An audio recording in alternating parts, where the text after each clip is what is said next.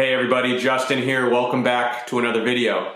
Today I'm going to be talking about how to overcome insecurity that revolves around your physical appearance. So how you look, your height, maybe your ethnicity or racial background. And while this video is open to anybody, of course, I specifically want to talk to men because I don't think insecurity, especially about physical appearance, is talked about enough with men. So we're going to be getting into that. We're going to be talking about comparison culture, social conditioning, how these are both real things, but you can also release them. And if you watch this video to the very end, you're going to learn the two big reasons why you're insecure about your physical appearance. You're going to learn how to release this insecurity, and you're also going to understand the secret to becoming unwavering, or to create unwavering confidence. So without further ado, let's get straight into this video. So for me, for a lot of my life, I was actually very insecure about the way that I looked. Insecure about everything, like the way that I literally looked, my height, I'm not a very tall guy. I'm Persian, maybe my ethnicity. So this is all stuff that really deeply resonated with me. But I also never really was super conscious about it. In other words, I never considered myself to be an insecure guy. I didn't have that level of awareness. That's just where I operated from, if that makes sense. That's just how I lived. I lived always worrying about the way I looked, what people thought of me, trying to overcompensate for what I deemed were unworthy, or rather unvaluable qualities that I held. And again, I never really questioned what that was. I just automatically assumed that this is how it felt to be me, that this is how I operate. And it never occurred to me until once I dove deeper into spirituality, and I had a spiritual awakening and other things, that I can change all of this. Basically, what I was doing is I was dealing externally with an internal problem. I was trying to solve all the things that were going on in here and in here with the outside world. And I think that's how a lot of us try and deal with our problems, because that's how we've been conditioned and programmed to deal with our problems. To try and change this about the way we look, or change our voice around people to appear confident, or here are some tricks to pick up girls to make it seem like you have high social status. Stuff like that is what we're taught. And maybe it's not the actual tricks themselves, but it's the intention behind it. Are you doing these things coming from a place of insecurity, of not feeling that you're enough, of thinking that this physical appearance is not good enough, and then doing those things?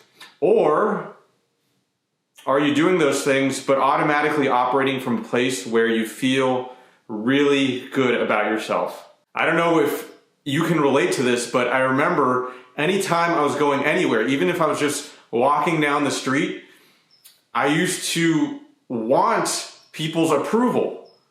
I used to look at other people to see if they smile at me, because I really wanted them to approve of me. And I was never conscious of why am I doing this, until one day I actually did question myself. Why am I doing this? And it's because I was seeking externally for someone to validate me. And so what I learned to do eventually is let go of all that and start cultivating my own self-value, my own self-worth, independent of what's going on externally. I started to realize what social conditioning is. And yes, social conditioning is very real. But at the same time, we don't have to live by that programming. And so this is what I want to get into right now. And let's start with the two big reasons why you're insecure about the way you look. So I went really deep on this subject. It was one of the things I did a lot of shadow work on. I started questioning all the beliefs that I was holding. I started questioning thought patterns. And it really boiled down to two major things. The first one is I've been conditioned or programmed to think that I need to look a certain way to feel good about myself. I'm going to say that one more time. I've been conditioned to think that I need to look a certain way to feel good about myself.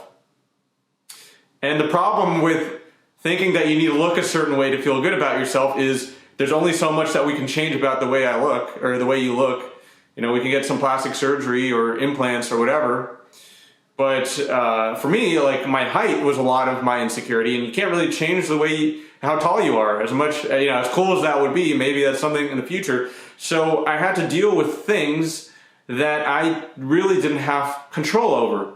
I was placing things that I had no control over and allowing them to determine how I feel. And that, I think that's how we are all conditioned. That's how we're programmed as a society. And it's all about taking back that control. So that's the first thing. The second thing is I placed my self-value in what others think about me. So the two kind of go hand in hand. And I'm going to repeat that one more time. I placed all of my self-value in what others think of me. And the underlying theme in both of these reasons is you're placing your power in something that you have no power over. You're giving up your power, essentially. And not only that, again, you're dealing externally with a problem that's fundamentally internal. The answers are in here. You can keep changing outside. You can, you can keep changing the way you look. But if you don't deal with what's going on inside, you're not going to ever be happy or satisfied. These are the main themes that I want to convey to you today in this video. And it's going to be the foundation for learning how to release this insecurity that you have built up about the way that you look. And consequently, it's also going to be the foundation for learning how to create unwavering confidence in any situation, in any social situation, no matter where you go, no matter what you're doing. How cool would that be? Is not needing to change, not needing to manipulate or control the external world, but instead just walking around feeling really good about yourself without changing your physical appearance. And I'm going to be getting into this. This doesn't mean you can't do things to look better. You know, getting in shape, looking healthier, all those things are great. I'm not against any of that at all. But again, it's your intention behind it. Are you doing it because you feel deeply insecure? Or are you doing it because you're so confident and you want to do these things because you're excited? You're excited to get in shape and you want to look better and you want to feel better. Okay, so I'm going to be getting into how to release insecurity. And I'm also going to be getting into a very real, effective practice that you can do every single day, real time, that will change your life. It changed my life. But before I get into this actual practice, I just want to highlight that you have to understand this concept that you and everyone else has been socially conditioned.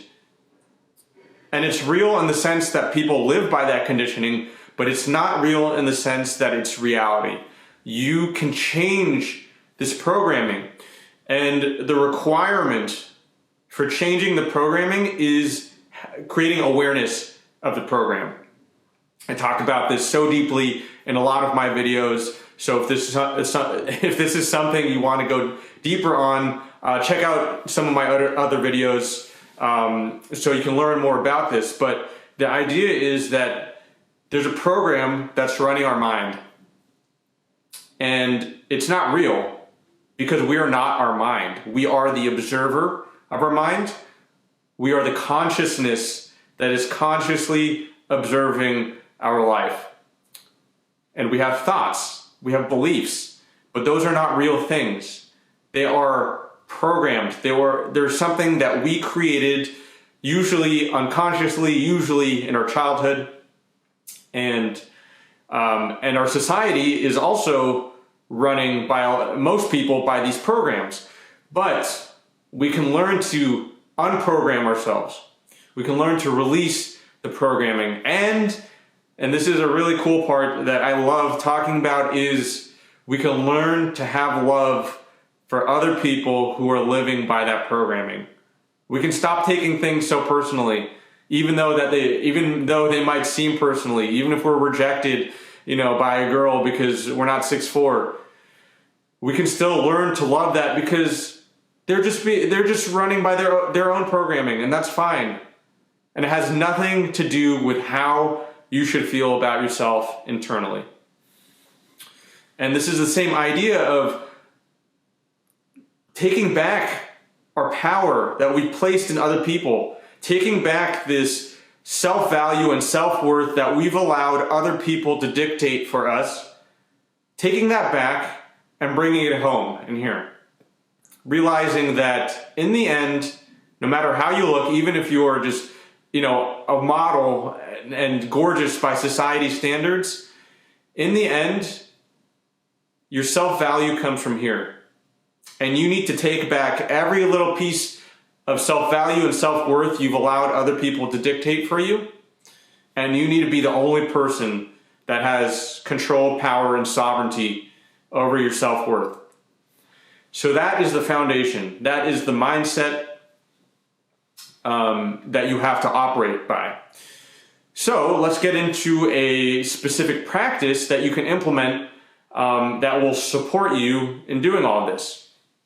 So I've talked about this a lot, and this is something that I've taken from the Untethered Soul, Michael Singer, if you're familiar with him, and it's called the Relax and Release Method. And this is my own version of it, but this is where I've got it from. So if you like this practice, then I recommend reading the Untethered Soul because it goes really in depth on this method, and it's truly life-changing. So how it works, the basis is that you use the insecurity, you use the emotional trigger itself as a reminder to release. So how this works is notice the next time your insecurity is coming up. Notice the next time you're feeling negative about being judged, or you're comparing yourself to somebody and you're feeling emotionally triggered. Now, this is what makes all the difference. Usually what happens is when we're emotionally triggered, we're going to do everything in our power to not let it come up. We're going to do everything in our power to suppress it with our will, to not let it affect us. And how this works is usually we'll grab something like our phone, because we've been unconsciously programmed to grab our phone whenever we feel the slightest bit of discomfort, or we might turn on Netflix, or we might grab a drink, or whatever it is that you do to escape from your negative emotions. So the key is, instead of escaping, instead of suppressing, we are going to take a deep breath and get into the observer mode. Remember, you're not your mind, and observe what is happening as you're being triggered. Observe what's happening in your mind. There's a program that's running, and it's going to be running 1,000 miles per hour, and we're going to be noticing what's happening here. There's going to be a bunch of emotions, painful, usually negative emotions that are coming up. You allow this to happen. You just sit back like you're watching a movie, and you allow this to come up. Now, the important thing is you allow your emotions to come up, because this is what most people suppress. You allow it to come up through here. It's almost like your energy. It's coming through your heart, and it's going to come up, and just watch it without any need to try and block it or suppress it. And you can breathe through it if you want. Now, if this is your first time doing it, it might be a little bit scary. It might be a little bit painful. But what you're going to realize is, at the end of the day, these emotions are just sensations that are running through your body. And they're uncomfortable, yes, because we've never learned to become comfortable with them. But we can learn to be comfortable with what seems to be uncomfortable. So again, to recap what I've said so far in this practice is notice the next time you're being emotionally triggered about your insecurity. And when you notice it, instead of resorting to escapism or running away with it, reacting or, being angry or reacting to a person or a situation, instead of doing all that, you sit back and you observe. You observe what's going on in your mind, the thoughts that are racing in your mind about the situation at hand or all the judgments you're holding about yourself. And then you also notice the emotions that are coming up, and you allow both things to happen freely. You allow it to all come up. Now, what happens when you do this is eventually they'll run out of steam. They don't run out of steam when we suppress them, because they're still there. So they're still circulating in your body and your mind. So you observe it until it runs out of steam. So what this looks like is you keep allowing the emotions to come up. You keep allowing it to run through your body. You allow it to come all the way up through your body. And eventually, this can be like maybe 20, 30 seconds, maybe a little bit more. Not longer than a few minutes, it's going to run out of steam. And you can breathe and you can release. Once it runs out of steam, you can release everything that you're holding on to. And again, you release by just allowing it to come up and run out of steam. Now, this is how we energetically open ourselves. We energetically allow the emotions to that were stored come up and be released. But there's something deeper. There's a deeper learning here that we can use to our advantage, and that is tracing the negative emotion, the insecurity, back to a limiting belief that we're holding on to. So you can quite literally use the emotion as a roadmap for a negative belief that we're holding about ourselves. So use the situation once it's run out of steam, once the emotions and the thought patterns have run out of steam. Use it to go deep inside and see what you're holding on to. You can ask yourself, what belief am I holding on to for me to feel this way? And what you want to do is uncover a unconscious limiting belief that you've been holding on to. The moment you uncover it, you make it conscious.